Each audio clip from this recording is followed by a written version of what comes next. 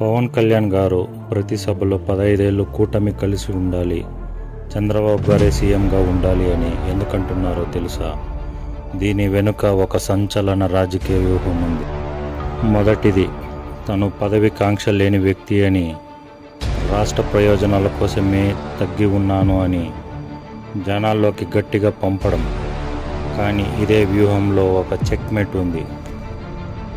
భవిష్యత్తులో నారా లోకేష్ గారి పేరు సీఎంగా ముందుకు వచ్చినప్పుడు, నేను రాష్ట్రం కోసం 15 ఏళ్ళు కూటమిని కోరుకుంటే చంద్రబాబు గారు తన కొడుకు కోసం కూటమిని విచ్ఛిన్నం చేశారు అని చెప్పే ఛాన్స్ పవన్ కళ్యాణ్ గారికి ఉంటుంది.